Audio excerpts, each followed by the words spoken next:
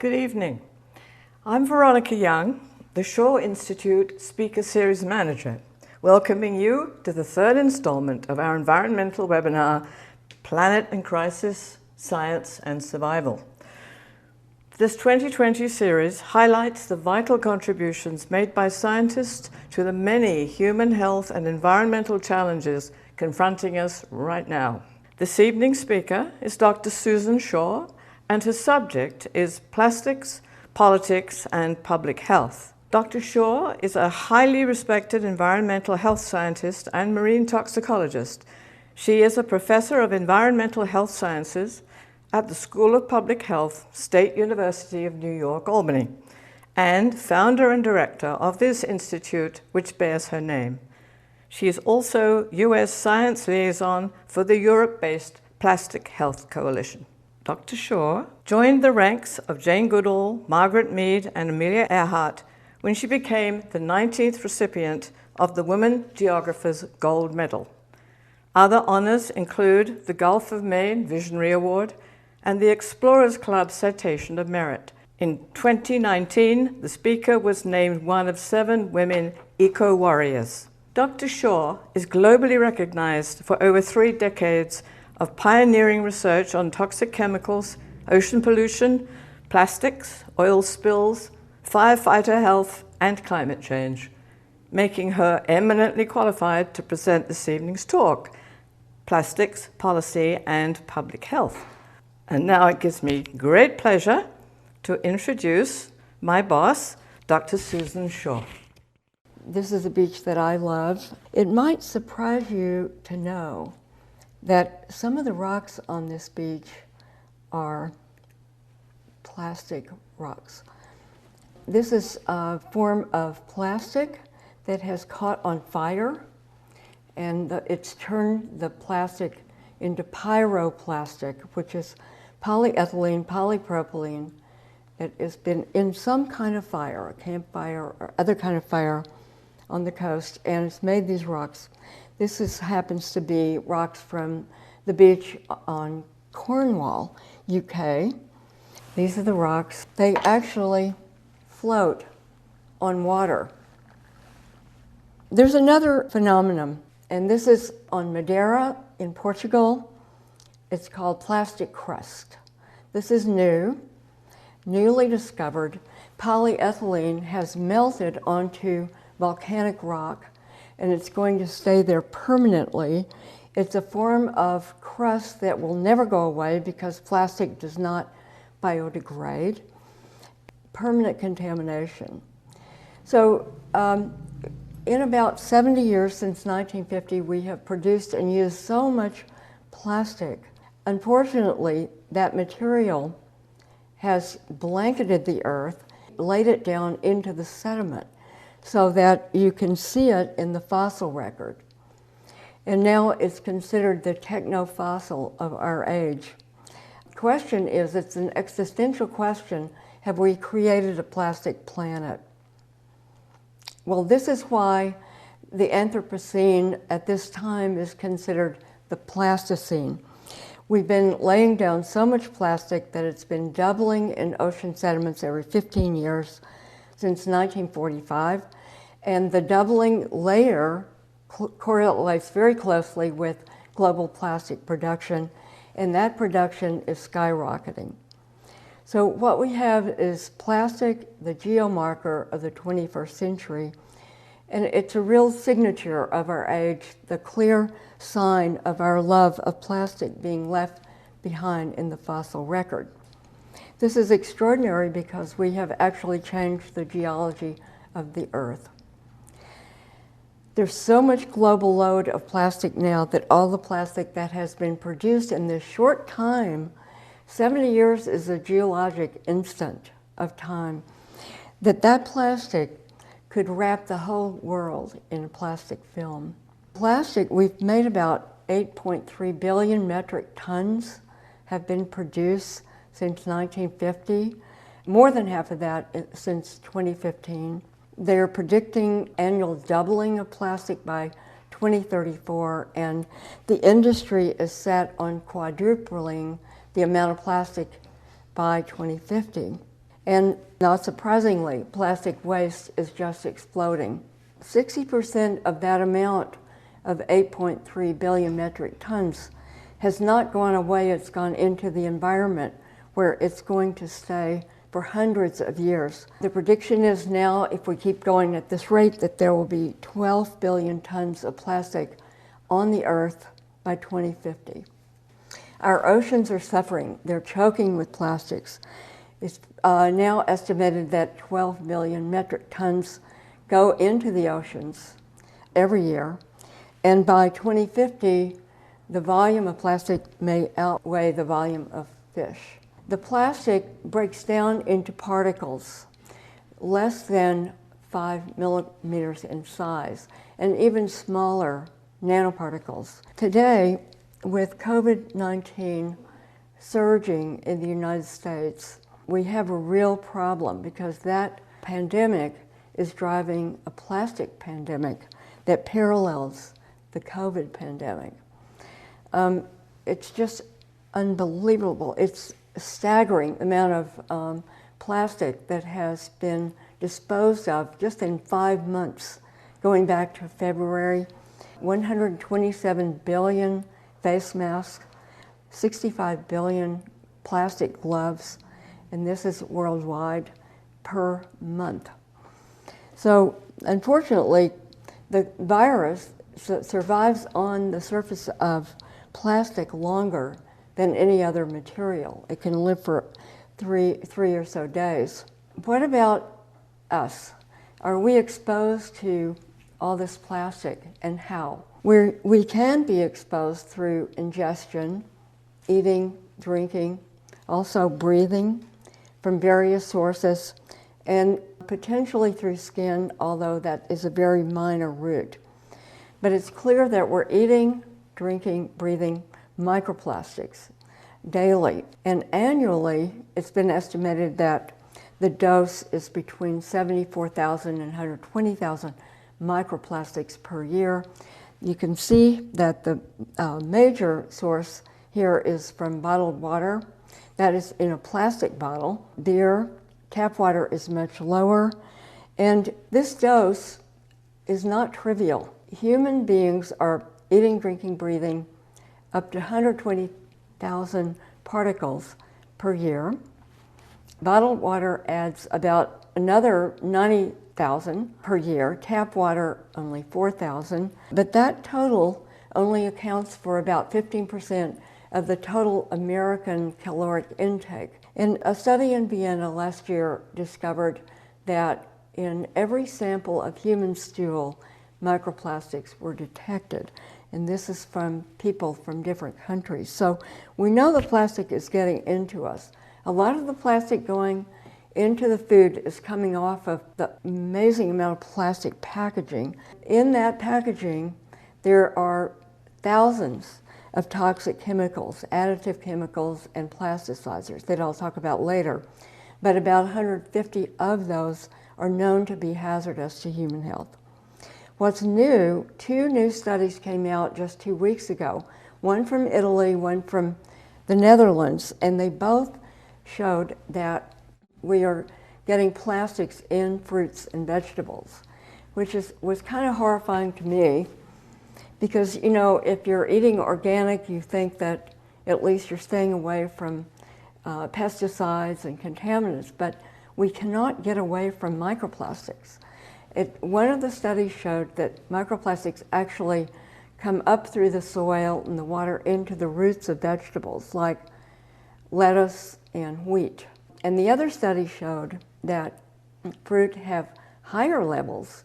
An apple, per gram, an apple had an average of 195,000 microplastics per gram. So if you add that to the previous amount we were talking about, which was 120,000 microplastics per year, the intake is so much higher. We're consuming hundreds and hundreds and hundreds of thousands of microplastics per year.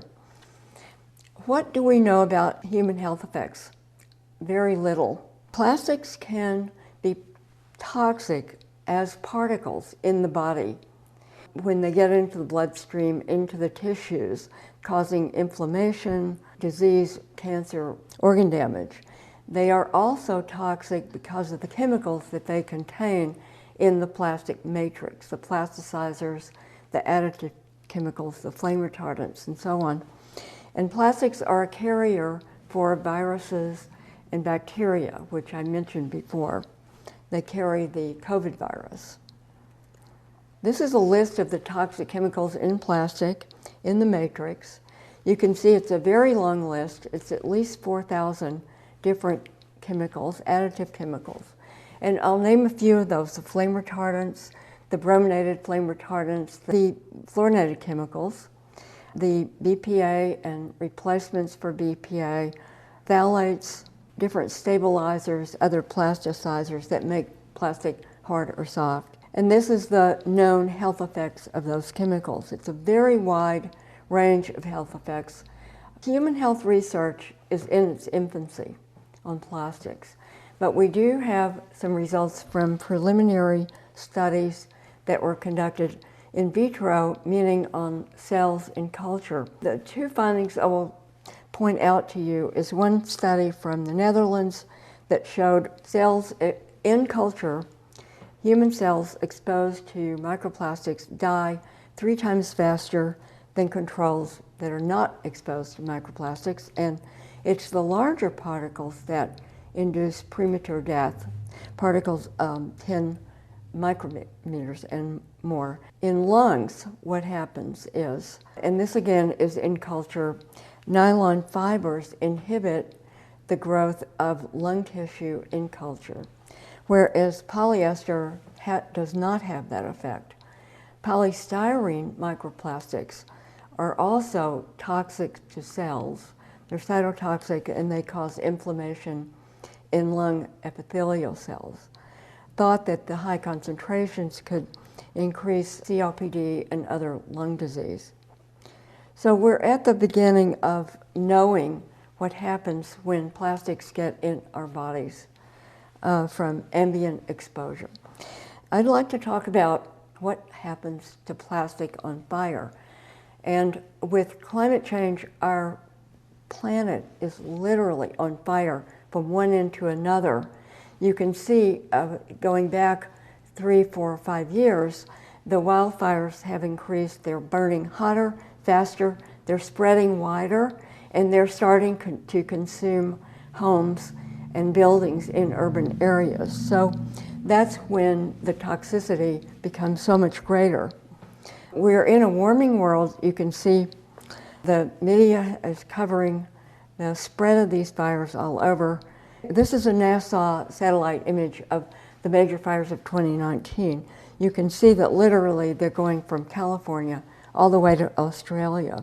California wildfires are becoming structure fires. They are consuming thousands of homes in these urban areas. You can see up on the canyon, the wildfire comes down and starts burning homes. In 2019, 200,000 structures were burned. 250,000 acres were burned.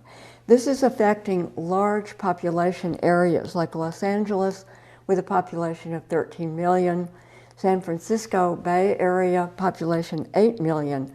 And after the fire, the toxic smoke lingers in the area for weeks, so people have to close their windows. They cannot go outdoors. They have to do everything they can to protect themselves from exposure to that smoke. The smoke effectively travels across thousands of miles, and in this case, the smoke from California fires went all the way over to New York. Australia 2019 was also a disastrous fire season with 44 million acres burned, 1,000 structures, and interestingly, more people, hundreds of people died from this toxic smoke, many more than died in the fires. And of course, we are looking at animal deaths in the billions. In Australia fires 2019, we lost 3 billion animals.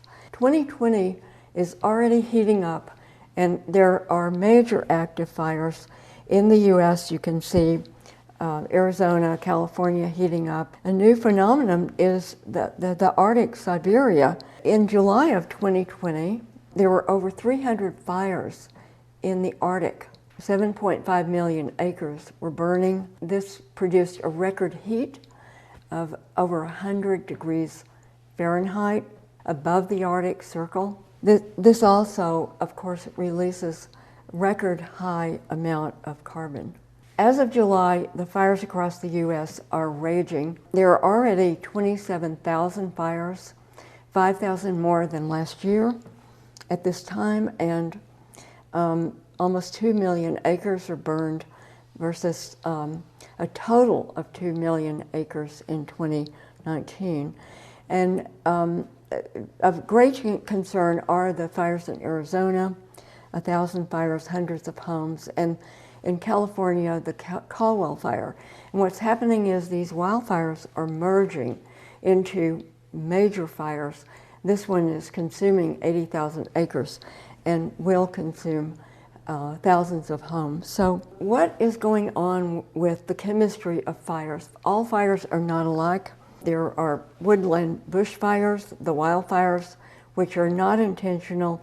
Then there is intentional burning of garbage, open waste fires, e-waste fires, and structure fires of homes and buildings. So the chemistry of the wildfire, the regular wildfire, Woodland-Bush Fire, looks kind of like this, the chemistry.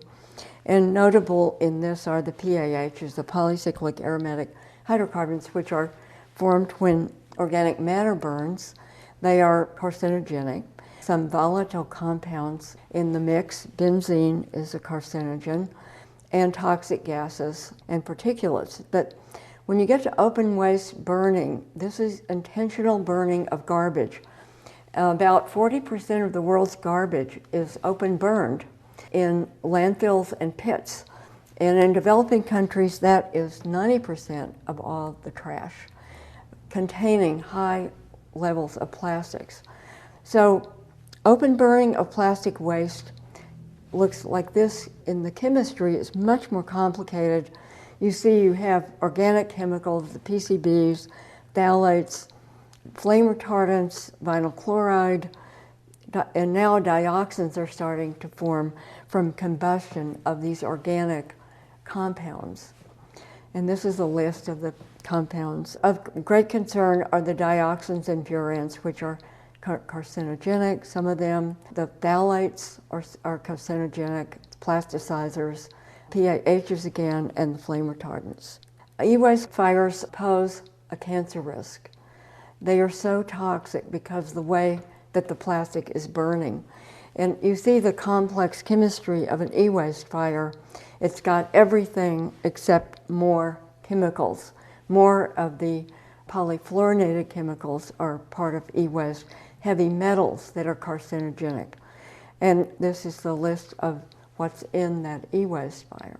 This is an open e-waste pit in Accra, Ghana. You can see that they're burning a tire.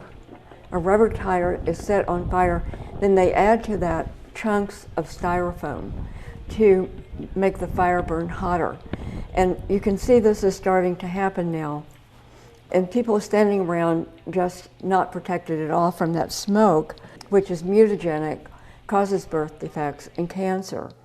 But in that heat, they're throwing in the television set, which is hard plastic, and pulling out the metal wiring.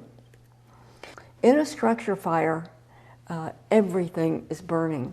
And structure fires, home fires, are more toxic than ever because all the plastics we have in our homes. You think about your sofa, your stuffed chair, you know, the foam furniture in your home, also hard plastics in the home. Our homes are just full of plastics, and the insulation is plastic.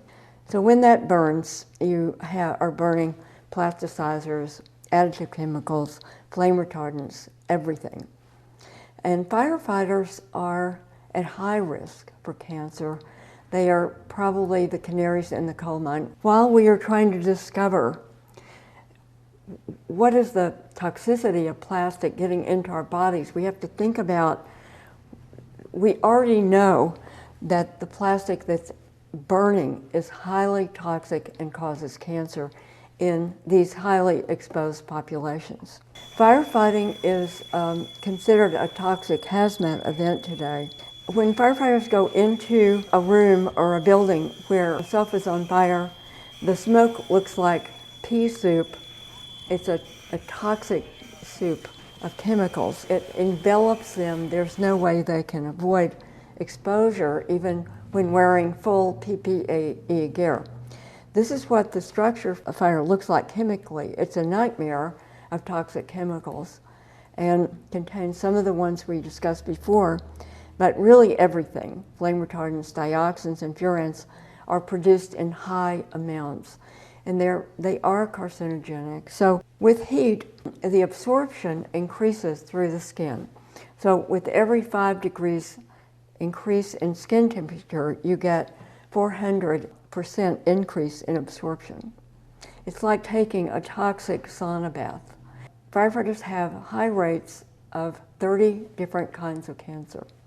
Some of these have a short latency of 5 years, whereas usually cancer in adults takes about 20 or 30 years to develop. We're seeing aggressive brain cancer in young firefighters, and that risk increases with the duration of firefighting. Cancer is the leading killer of active duty firefighters today. It is accounting for over 60% of all the deaths of active duty firefighters. In 2013, we published a pivotal study. It was the first of its kind that showed that testing firefighters right after responding to a major fire event, we found in the blood high levels of multiple carcinogens, the flame retardants, perfluorinated chemicals, and the combustion byproducts, the dioxins and furans. This was the paper we published, and it set the stage for more research on firefighters because they are so highly at risk.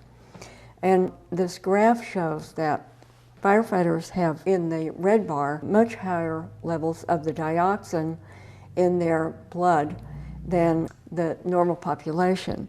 Their levels are comparable to occupational levels in foam workers. In the developing world, plastic is a way of life. People are cooking with plastic. In the villages, an astounding amount of plastic is being exported to these countries that have no infrastructure to deal with it. And it's low-grade plastic that is burned in the backyard and in kitchens. In this village, plastic was used as a fuel for cooking, actually tofu. The whole village is polluted from this practice. You have toxic smoke. You can see in the background, the black smoke fills the air of the entire village. People are coated in black smoke. They're, of course, not wearing any protection.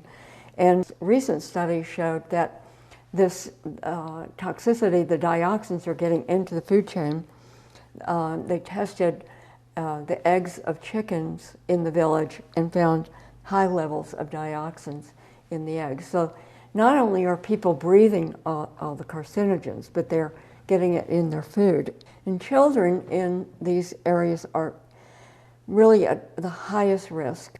You can see this is a little girl with her parents trying to do her schoolwork while her parents are burning plastic, and this is creating chronic exposure for her, but it's just the way of life.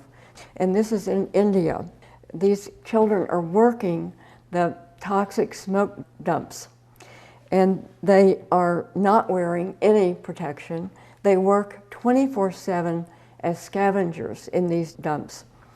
And there are reports of that very few studies are done, but we hear about DNA breaks, mutations in the children, high rates of disease, and they do not live long. What we have here are the children of the Plasticine who grow up with plastic. Their parents are cooking with plastic, so it's very normal for them to make a campfire burning plastic bottles. These are the children that we need to take care of. I consider this, as a public health scientist, this is a public health crisis. It's a public health challenge. The UN, about a year ago, said almost no country is guaranteeing a world fit for children. This is a challenge of our age, the plastic age. So, as to the politics, we're in the throes of the COVID-19 pandemic. And here in the United States, the pandemic is surging. With the sharp drop in oil and gas markets and demand, the industry has now scrambled to push plastic production. They want to quadruple virgin plastic production by 2050. They are rushing to market COVID plastic as petroleum plastic, and they're rebranding plastics as the safe material that's good for humanity. They are also opposing bans. They're lobbying against bans on single-use plastic, and this is increasing plastic waste exponentially. Countries before were banning single-use plastic or limiting it. You see, our country does not have a nationwide ban, but 69 countries have a full or partial ban.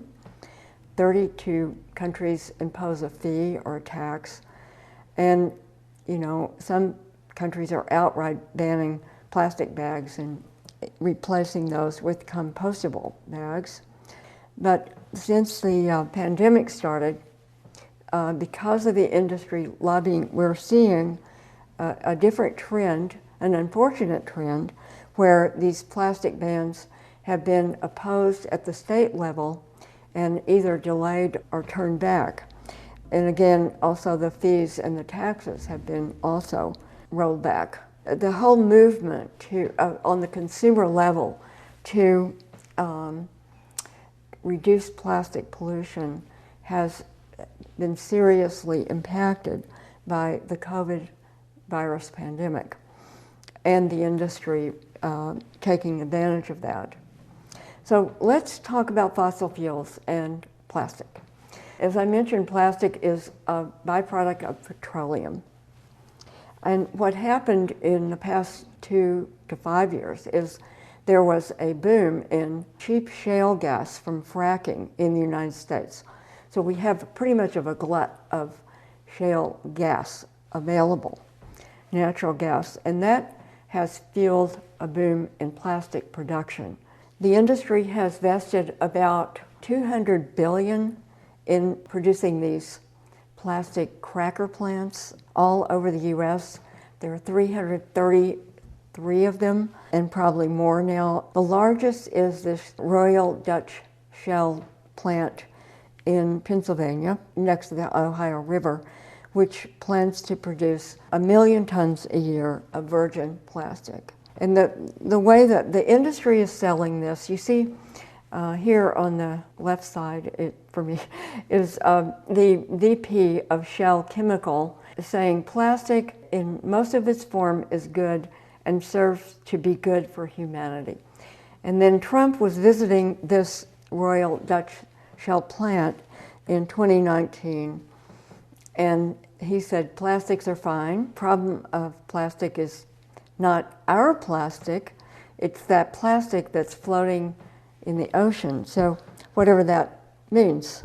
So this defies logic, and it certainly is not a good trend for the planet or for human health. All hope is not lost. There is hope on the horizon, and I say this, that we're at the end of the fossil fuel age. It's absolutely sputtering, and I believe it's breathing its last gasp. What's on the horizon is a beautiful future with renewable energy. We're almost there. It's scaling up very fast. It's market-driven. It's predicted that 80% of all of our electricity will be produced by clean energy by 2050, and plastic alternatives and cleanup methods are being innovated, and The market is eventually going to drive petroleum back into the ground, keep fossil fuels in the ground. That's what we need to do at this stage in evolutionary history. And interestingly, the oil and gas industry knows this very well. They're looking at stranded assets. When is that going to occur? The search for alternatives to plastic is on. There are so many brilliant innovations that are about to get scaled up, and some of them are closer than others. These innovators are looking at various natural substances as building blocks for bioplastic, hemp, kelp, bamboo, mycelium, which is fungus, plant protein, and seafood waste, to name a few. There's also an enormous wave of innovation to clean up the plastic that's in the environment. And a few of these are operational, like a trash wheel you see here in the ocean cleanup with the big catchment. And this whole idea of getting plastic out of the ocean, out of the streams, is probably more important to get plastic out of the rivers that are now flowing to the ocean. Several technologies are in development. One of them uses magnets, and this was developed by a young high school student in Ireland. Ferrofluid that actually draws plastic to it in a magnetic way, and marine drone technology. So all these are promising possible solutions for us. The UN Department of Economic and Social Affairs issued an advisory to governments. Governments need to step up into the fight. They need to provide financing to scale up some of these technologies and alternatives. They can restrict or ban uses of petroleum plastic. They can impose fines and taxes on that and incentivize the purchase of biodegradable plastics. But really, in truth, today, there is no single solution. This is a complicated graphic illustration of the many, many steps we need to take, from reducing the growth of plastic production, keeping fossil fuels in the ground, to increasing recycling, which to date has been totally a failure, and putting infrastructure in place to develop alternatives and disposal facilities. And the last one is reducing plastic waste exports. Countries need to take responsibility for the waste they produce. Here's a new, very hopeful innovation from one of our partners in the Plastic Health Coalition. It's plastic-free PPE. It was developed in UK by a Plastic Planet, and it's called Real Shield Flip Visor. And you see it there, the shield flips up so you can eat and drink, flips back down, and this is made of cellulose from food-grade paper, board, and wood pulp. The plastic crisis that we're in today is getting worse. To respond appropriately, effectively, we cannot do this alone, so it's got to be global, it's got to be collaborative and innovative, our response. And we are part of the Plastic Health Coalition that was started in Amsterdam in 2018. It's a global alliance of hundreds of companies and research institutes and universities that was formed to accelerate especially the research on human health effects of plastic, and to then scale up responses to plastic pollution globally. Some of our partners are the Plastic Soup Foundation, I mentioned A Plastic Planet, the Free University of Amsterdam, and there are many, many others. And we're so proud to be part of this effort, I think because of the very intense focus on research, which is critical today. Thank you for being part of this talk, and I'd be happy to answer questions.